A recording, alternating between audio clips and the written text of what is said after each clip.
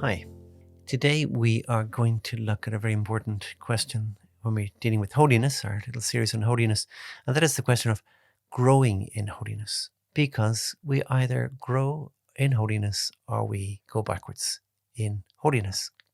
I don't know if you've ever been asked by a Protestant evangelical, have you been saved? Or have you accepted Jesus Christ as your personal Lord and Savior? And sure, there's something to that question, but unfortunately, it kind of gets holiness wrong. And it gets holiness wrong in the sense that it presents the life of following Christ as an on-off.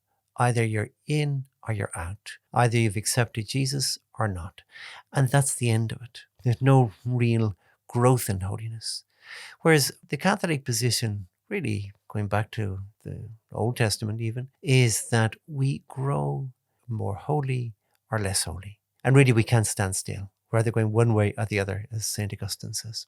And a person then gradually becomes holier in the sense of more full of all the virtues, especially the virtue of love. But they do this by virtue of doing good actions repeatedly.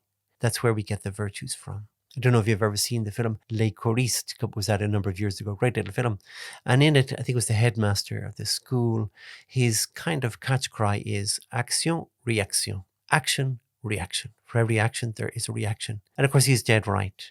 External actions, being good, helping somebody, being just, are evil actions, stealing, adultery, whatever. They have a very much an external effect, of course, and people can be very badly affected, but they do then have the reaction inside our soul. And the reaction is that we are growing in virtue or in vice. So for example, the person who repeatedly, perhaps even from childhood, is repeating generous actions, struggling to be generous, praying for the grace to be generous, and doing these generous actions over time, the reaction in their soul deepens and deepens. So truly, we can say, after whatever period of time, they have become a truly virtuous person, a truly generous person. Now, Aristotle rather, the pagan philosopher, he makes an observation. He says, a miser could indeed do a generous action.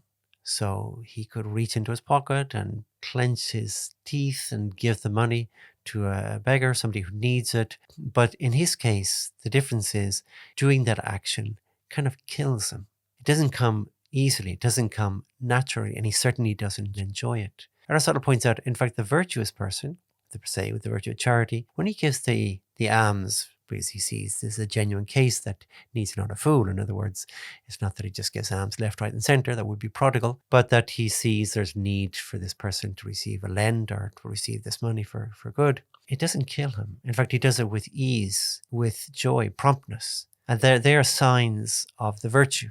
I think a very good way of understanding this is thinking of the virtuoso.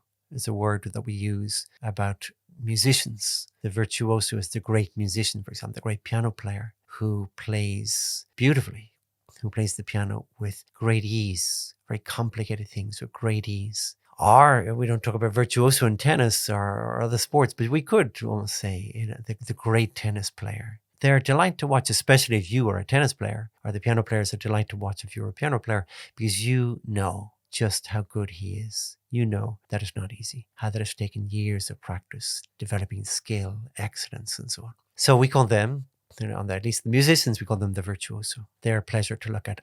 Contrasting that with somebody who's starting out, they're playing chopsticks. They've been playing piano for a week, and it's painful to watch them with their two fingers, and it looks like agony. It looks like agony for them, and it is agony for you to listen. They're very far away from being a virtuoso. But the same applies. So Aristotle says that stingy man, he doesn't give the alms with ease. He's like the child playing chopsticks. It's very difficult for him. It does not come naturally. It's a good action, sure. But when the virtuous person does it, it's even better. And you might say, but, you have to give the miser his due for effort. Yeah, sure, full marks for effort. But that's not where the goodness comes in. The goodness doesn't come from the effort involved. The goodness comes from the action itself. And if a person, or put it this way, I'd rather hear a virtuoso playing the piano than the child playing chopsticks. It's more pleasant and it's much better, full stop. And so the truly generous man, for example, the saint, what they're doing, even though it doesn't cost them half the effort of the miser, what they're doing is so much better. The goodness lies not in the effort.